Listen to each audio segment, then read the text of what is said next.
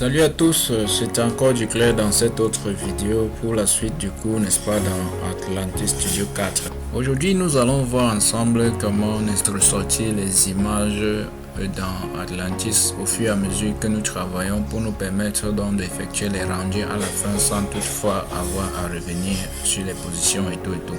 Donc le principe c'est que quand nous travaillons, on a besoin, n'est-ce pas, de caler les images afin qu'à la fin, même si on a effectué les modifications, que les images aient déjà été calées, il n'y aura plus à perdre du temps à revenir positionner le bâtiment pour capturer la vue et tout. Donc le principe est très simple. Quand nous venons ici dans perspective, nous cochons, c'est affiché là avec la liste là, on coche sur liste comme ça et puis ça nous ouvre cette colonne là dans laquelle nous pouvons, n'est-ce pas, présenter nos images ou du moins capturer nos images et sauvegarder au fur et à mesure qu'on évolue. Quand on se positionne par exemple comme ça, on trouve que c'est une position idéale qu'on voudrait présenter peut-être en image 3D. On peut donc en passant capturer en faisant tout simplement en cliquant sur le plus.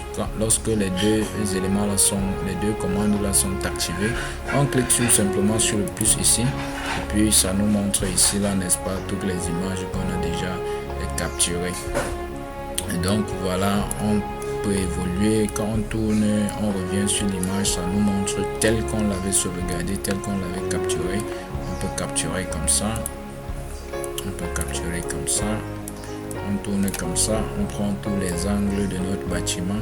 Là, une fois qu'on a calé nos images, il est donc tout simplement question que même si on revient modifier le bâtiment, nos images ont déjà été calées. C'est-à-dire qu'on veut refaire ressortir nos images 3D parce qu'on a peut-être modifié le bâtiment, modifié certaines textures. Nos images ont déjà été calées, donc il n'est plus question qu'on revienne sur cet aspect. Ça, quand on clique sur le plus là, ça capte, n'est-ce pas, la vue, n'est-ce pas, telle qu'on a positionné. Et puis ça ne modifie plus tant qu'on ne revient pas sur ça modifier. Voilà, tel que c'est capté là, on peut revenir là, on voit tout ce qui a été capté jusqu'ici. Voilà, on clique seulement et puis on lance notre rendu, on clique seulement et on lance le rendu tout simplement. Si on veut tourner le bâtiment, on revient, n'est-ce pas, sur le dernier élément là. On peut tourner encore aisément ou du moins se prendre d'autres vues, peut-être la vue éloignée comme le cas comme ça, en faisant tout simplement une autre capture. Pour supprimer aussi, il y a la croix là pour supprimer. Si on a peut-être positionné sur notre liste une image qui est peut-être de trop, comme par exemple ici il y a deux images, n'est-ce pas, qui se ressemblent et que je ne voudrais pas, je peux tout simplement cliquer sur l'image en question et je clique ici sur supprimer. Ça va tout simplement supprimer l'image en question. Donc c'est un tout petit peu ces petites astuces là qu'on tenait à vous montrer par cette vidéo aujourd'hui. Oui, nous arrêtons ici là, n'est-ce pas, et on continuera dans le prochain cours.